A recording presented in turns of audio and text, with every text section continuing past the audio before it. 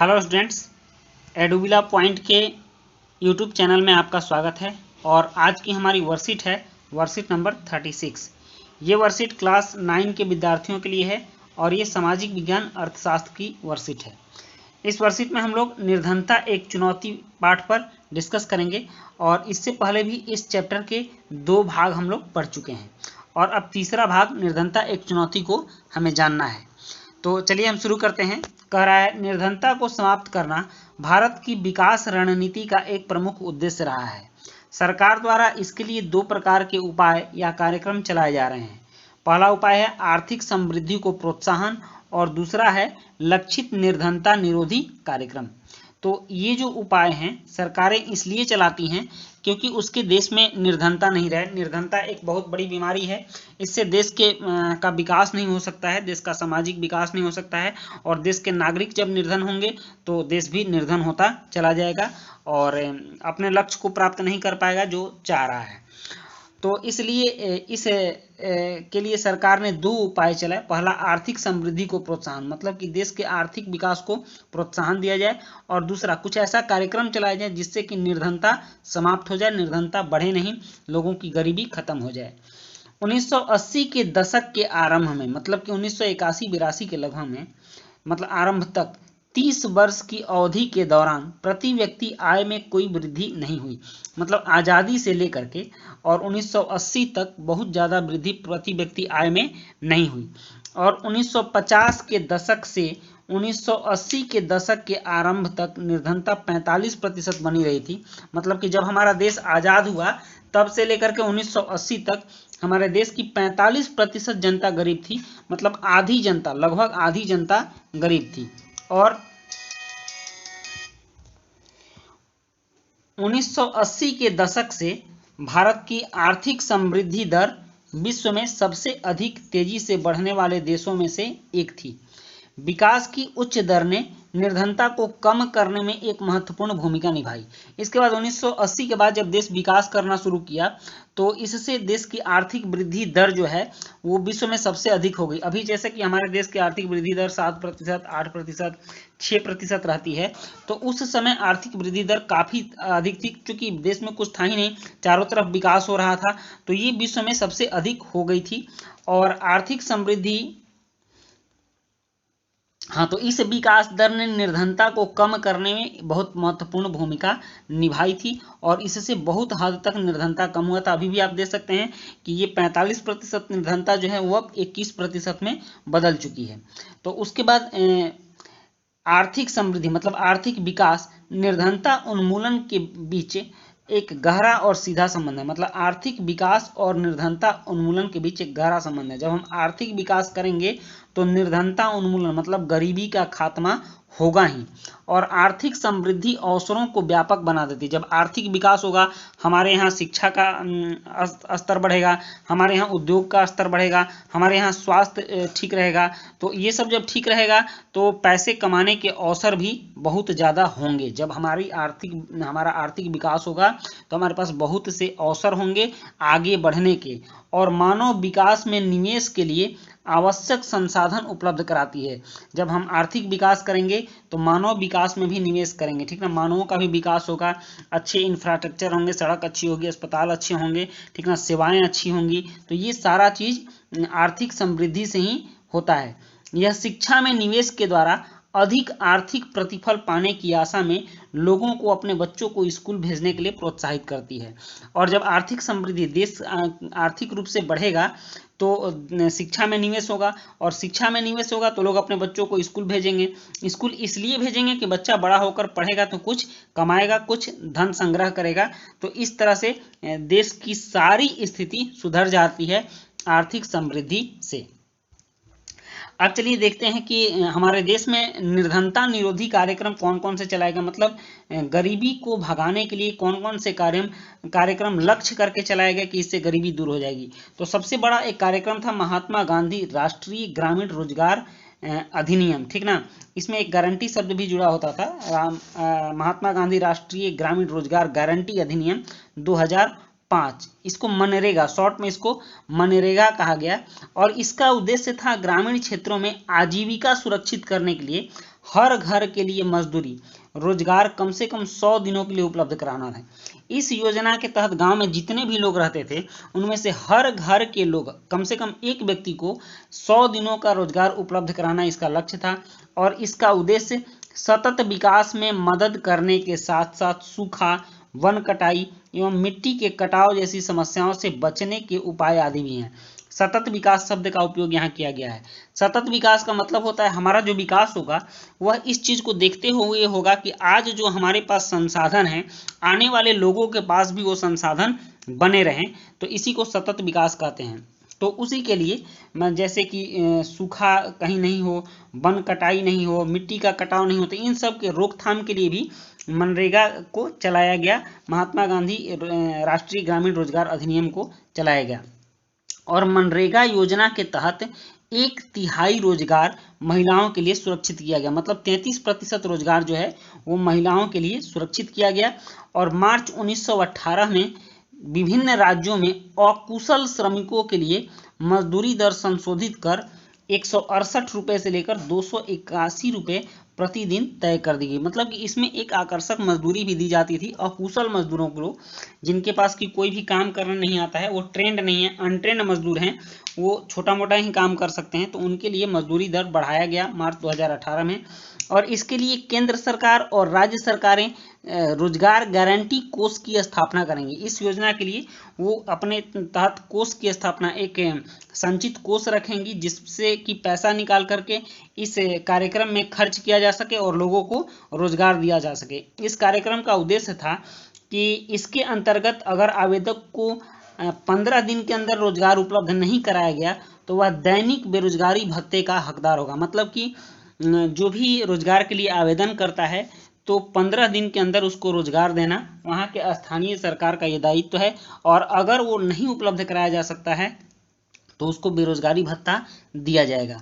और नेक्स्ट है कि राष्ट्रीय काम के बदले अनाज कार्यक्रम, एक कार्यक्रम और चलाया गया था गरीबी उन्मूलन के लिए कि काम के बदले अनाज, जो काम करेगा उसको अनाज दिया जाएगा, ठीक ना। तो काम के बदले अनाज कार्यक्रम उन सभी ग्रामीण निर्धनों के लिए है जिन्हें मजदूरी पर रोजगार की आवश्यकता है और जो अकुशल शारीरिक काम करने के इच्छुक हैं, ठीक ना। ये लोग वैसे हैं जो कि कुछ बहुत तरह के ट्रेंड नहीं है लेकिन किसी भी अकुशल काम को, अनट्रेंड व्यक्ति के काम को कर सकते हैं, तो उन लोगों के लिए काम के लिए अनाज कार्यक्रम चलाया गया। और 1993 में शुरू की गई प्रधानमंत्री रोजगार योजना का उद्देश्य ग्रामीण क्षेत्रों और छोटे शहरों में शिक्षित बेरोजगार युवाओं के लिए स्वरोजगार के अवसर उत्पन्न कराना है। इन्हें लघु व्यवसाय और उद्योग स्थापित करने में सहायता दी जाती है। मतलब ये सारे जितने भी कार्यक्रम चलाए थे देश के सभी स्तर के लोगों को देखते हुए कि उनको रोजगार दिया जा सके, उनको स्वरोजगार दिया जा सके, और इस सब को लेकर के तरह तरह के कार्यक्रम चलाए गए। और 1995 में शुरू किए गए ग्रामीण रोजगार सृजन कार्यक्रम का उद्देश्य ग्रामीण क्षेत्रों और छोटे शहरों में स्वरोजगार के अवसर सृजित करना था कि आप अपना रोजगार बनाइए, आप गाय पालिए, मवेशी पालिए, ठीक ना, बकरी पालिए, मुर्गी पालिए, या फिर अपना छोटा सा कोई व्यवसाय कीजिए। तो इस तरह के कार्यक्रम चलाए गए। नेक्स्ट था स्वर्ण जयंती ग्राम स्वरोजगार योजना। इसका आरंभ 1999 में किया गया था और इस कार्यक्रम का उद्देश्य सहायता प्राप्त निर्धन परिवारों को स्वयं सहायता समूह, सेल्फ हेल्प ग्रुप होता है, ठीक ना। अभी हमारे यहाँ बहुत से सेल्फ हेल्प ग्रुप चल रहे हैं, स्वयं सहायता समूह चल रहा है, जिसमें कि जीविका समूह पूरे भारत में बहुत ही आगे चल रहा है। और ये जो जीविका समूह है ग्रामीण स्तर के महिलाओं के लिए चलाया जा रहा है, निर्धन महिलाओं के लिए, और उनको बैंक से छोटा छोटा ऋण दिया जाता है ताकि वो समय पर अपना काम कर सकें और छोटा छोटा व्यवसाय करके अपने घर के खर्च चला सकें और उनकी आर्थिक समृद्धि हो सके, उनको कुछ धन प्राप्त हो सके, इससे उनकी गरीबी को दूर की जा सके। तो निर्धन परिवारों को स्वयं सहायता समूहों में संगठित कर बैंक ऋण और सरकारी सहायकी के संयोजन द्वारा निर्धनता रेखा से ऊपर लाना है। तो इसके तहत ये जो जीविका समूह चल रहा है ये स्वयं सहायता समूह है और ये पूरे देश में ग्रामीण महिलाओं के बीच चलाया जा रहा है और इससे महिलाओं की स्थिति काफ़ी सुधर रही है। उनको बैंक से 20,000, 25,000, 1 लाख तक के ऋण मिल जाते हैं जिनसे वो भैंस पालती हैं, गाय पालती हैं, बकरी पालती हैं और छोटा छोटा रोजगार भी चलाती हैं। तो इससे उनकी निर्धनता दूर हो रही है इस स्वयं सहायता समूह से। नेक्स्ट है प्रधानमंत्री ग्रामोदय योजना के अंतर्गत प्राथमिक स्वास्थ्य, प्राथमिक शिक्षा, ग्रामीण आश्रय, ग्रामीण पेयजल और ग्रामीण विद्युतीकरण जैसी मूल सुविधाओं के लिए राज्यों को अतिरिक्त केंद्रीय सहायता प्रदान की जाती है। इसमें राज्यों को कहीं कहीं 75% तक केंद्र से सहायता मिलती है, जिसमें कि बहुत सारी ऐसी योजनाएं हैं जिसमें कि राज्यों को मात्र 25% लगाना है और केंद्र 75% राशि लगाती है, जिससे कि राज्यों के इंफ्रास्ट्रक्चर को बढ़ावा मिले और प्राथमिक स्वास्थ्य सुधरे, प्राथमिक शिक्षा में सुधार हो, ग्रामीण आश्रय में सुधार हो, ग्रामीण पेयजल और ग्रामीण विद्युतीकरण जैसी मूल सुविधाओं के लिए राज्यों को अतिरिक्त केंद्रीय सहायता दी जाती है। नेक्स्ट है अंत्योदय अन्न योजना। ये अंत्योदय अन्न योजना अत्यंत निर्धनों के लिए चलाई गई योजना है। वैसे निर्धन जिनके पास अन्न नहीं है उनको अन्न देने की भी व्यवस्था हमारे सरकार की तरफ से की गई है। अब ये है कि हमारे यहाँ जो निर्धनता है, इस निर्धनता को समाप्त करने के लिए चुनौतियां क्या क्या हैं, उसमें दिक्कतें क्या क्या आएंगी, उसको हम समझ लेते हैं। भारत में निर्धनता में निश्चित रूप से गिरावट आई है। आप देख रहे हैं कहाँ 45% था और 45% से 21% आया है, लेकिन आज भी इतने बड़े जनसंख्या में 21% लोगों का निर्धन रहना ये बहुत मायने रखता है। अभी भी इसमें बहुत बड़ी सुधार की जरूरत है। तो वहीं कह रहा है कि भारत में निर्धनता निश्चित रूप से गिरावट आई है, लेकिन प्रगति के बावजूद निर्धनता उन्मूलन भारत की एक सबसे बाध्यकारी चुनौती है। मतलब अभी भी निर्धनता समाप्त नहीं हुई है, भारत में बहुत मात्रा में गरीब लोग हैं। ग्रामीण और शहरी क्षेत्रों और विभिन्न राज्यों में निर्धनता में व्यापक असमानता है, ठीक ना। और देश में निर्धनता की समाप्ति का कार्य उच्च आर्थिक समृद्धि, मतलब उच्च आर्थिक विकास से ही निर्धनता समाप्त हो सकती है। सभी के लिए निःशुल्क प्राथमिक शिक्षा से निर्धनता समाप्त हो सकती है। जनसंख्या वृद्धि में गिरावट से निर्धनता समाप्त हो सकती है। अब मान लीजिए सरकार बहुत ज़्यादा व्यवस्था करते रहे और जनसंख्या बहुत ज़्यादा बढ़ते रहे, तो कितने लोगों को सरकार रोजगार मुहैया कराएगी, कितने लोगों को सरकार सुविधा देगी। इसलिए हमें अपनी जनसंख्या पर नियंत्रण करना भी जरूरी है। और इसके लिए नेक्स्ट है कि महिलाओं और समाज के आर्थिक रूप से कमजोर वर्गों के बढ़ते सशक्तिकरण के द्वारा ही संभव हो सकेगा। और निर्धनता के लिए आपको इन लोगों का सशक्तिकरण करना होगा निर्धनता उन्मूलन के लिए। और निर्धनता का अर्थ जीवन निर्वाह के न्यूनतम स्तर की अपेक्षा उचित स्तर के रूप में हो। मतलब कि निर्धनता जो है वो न्यूनतम स्तर ही नहीं रह करके उचित स्तर के रूप में उनको जो सामान चाहिए, जो आवश्यकता है वो उनकी मिलनी चाहिए। और निर्धनता की अवधारणा का विस्तार, मतलब निर्धनता का मतलब मानव निर्धनता तक कर देना चाहिए। हो सकता है कि बड़ी संख्या में लोग अपना भोजन जुटाने में समर्थ हों, लेकिन क्या उनके पास शिक्षा, स्वास्थ्य सेवा की सुविधा, रोजगार की सुरक्षा, आत्मविश्वास और सम्मान है? क्या वे जाति और लिंग आधारित भेदभाव से मुक्त हैं? विकास के साथ निर्धनता की परिभाषा भी बदलती है। मतलब निर्धनता सिर्फ भोजन की कमी को ही नहीं कहते हैं, इन सब की शिक्षा की कमी, स्वास्थ्य की कमी, रोजगार की सुरक्षा की कमी, आत्मविश्वास की कमी, ये सब निर्धनता के श्रेणी में ही आते हैं। और इसलिए निर्धनता उन्मूलन हमेशा एक गतिशील लक्ष्य है। सभी को सम्मान के साथ स्वास्थ्य सेवा, शिक्षा और रोजगार सुरक्षा उपलब्ध कराना, लैंगिक समानता आदि जैसी बड़ी चुनौतियां हमारे लक्ष्य होंगे। तो आगे चल के अगर हमारा देश विकसित होता है और देश विकास करता है तो निर्धनता की परिभाषा भी बदल जाएगी और उसमें लोगों को सिर्फ भोजन, कपड़ा और मकान उपलब्ध कराना ही इसका लक्ष्य नहीं होगा। बाकी ये सारी चीज़ें भी हैं जो कि निर्धनता को दूर कराने के लिए हमारी नए लक्ष्य बन सकते हैं और इसको दूर करना होगा। तो चलिए इसमें कुछ प्रश्न हैं और इन प्रश्नों के उत्तर को भी अब हम देखते हैं। इसमें पहला प्रश्न है कि निर्धनता दूर करने के लिए सरकार द्वारा किन 2 प्रकारों के उपाय किए जा रहे हैं? तो इसका उत्तर है निर्धनता दूर करने के लिए सरकार द्वारा निम्न 2 प्रकारों के उपाय किए जा रहे हैं। पहला है आर्थिक समृद्धि को प्रोत्साहन और दूसरा है लक्षित निर्धनता निरोधी कार्यक्रम। अब नेक्स्ट दूसरा प्रश्न है कि आर्थिक विकास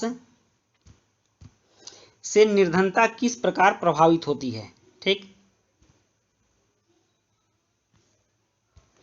तो इसका उत्तर है आर्थिक विकास वृद्धि के अवसरों को व्यापक बना देती है। यह मानव विकास में निवेश के लिए आवश्यक संसाधन उपलब्ध कराती है। यह शिक्षा में निवेश के द्वारा अधिक आर्थिक प्रतिफल पाने की आशा में लोगों को अपने बच्चों को स्कूल भेजने के लिए, यहाँ लिए छूट गया है, ठीक ना, लिए प्रोत्साहित करती है, जिससे विकास अच्छा होता है और निर्धनता समाप्त हो जाती है। नेक्स्ट है, यहाँ तीसरा प्रश्न है, मनरेगा कार्यक्रम के क्या उद्देश्य हैं? इसका उत्तर है मनरेगा का उद्देश्य ग्रामीण क्षेत्रों में आजीविका सुरक्षित करने के लिए हर घर के लिए मजदूरी रोजगार कम से कम 100 दिनों के लिए उपलब्ध कराना है। इसका उद्देश्य सतत विकास में मदद करने के साथ सूखा, वन कटाई एवं मिट्टी के कटाव जैसी समस्याओं से बचने के उपाय आदि हैं मनरेगा के उद्देश्य। और नेक्स्ट चौथा प्रश्न है, युवाओं के लिए स्वरोजगार योजना से क्या लाभ हो सकते हैं? तो इसका उत्तर है युवाओं के लिए स्वरोजगार योजना से निम्नलिखित लाभ हैं। इस योजना के तहत उनको बैंक ऋण और सरकारी सहायता आदि मिलता है, जिससे उनकी निर्भरता समाप्त हो जाती है। यह लघु व्यवसाय और उद्योग स्थापित करने में सहायक होती है। और पांचवा प्रश्न है, आपके विचार में निर्धनता दूर करने के लिए क्या क्या काम किए जा सकते हैं? तो इसका उत्तर है मेरे विचार में निर्धनता दूर करने के लिए निम्न कार्य किए जा सकते हैं। उच्च विकास दर हासिल करना, सभी के लिए निःशुल्क प्राथमिक शिक्षा, जनसंख्या वृद्धि में गिरावट, महिला और समाज के आर्थिक रूप से कमजोर वर्गों के लिए सशक्तिकरण का प्रयास आदि। और छठा प्रश्न है भोजन और आवास जुटाने के साथ साथ किसी व्यक्ति के जीवन में किन किन आवश्यकताओं को आप महत्व देंगे और क्यों? इसका उत्तर है भोजन और आवास जुटाने के साथ साथ किसी व्यक्ति के जीवन में निम्न आवश्यकताएं महत्वपूर्ण हैं, जैसे शिक्षा, स्वास्थ्य और उसके भविष्य के लिए सुरक्षित सामाजिक व्यवस्था आदि। तो बच्चों, इस तरह से आपका ये वर्कशीट कंप्लीट हुआ और मिलते हैं हम नेक्स्ट वर्कशीट में। तब तक के लिए गुड बाय।